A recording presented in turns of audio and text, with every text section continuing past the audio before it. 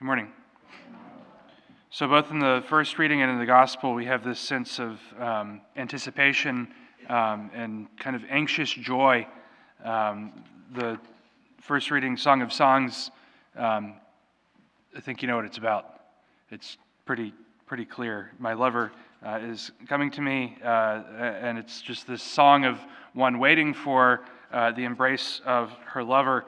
But then in the gospel, we have Elizabeth greeting Mary, and John the Baptist, who is in the womb of Elizabeth, is the one who is leaping with joy at the presence of Christ.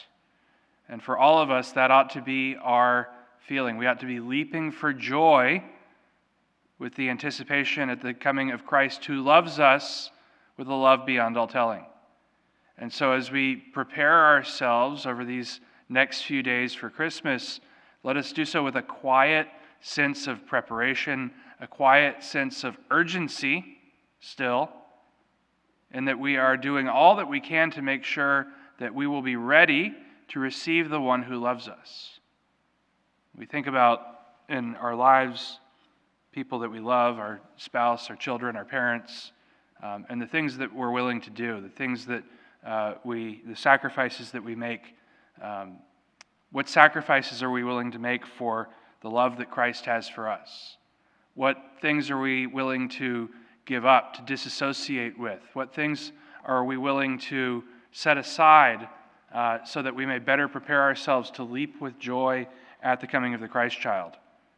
He's almost here, but then yet at the same time, what are the things that we are doing to prepare ourselves for his coming at the end of time?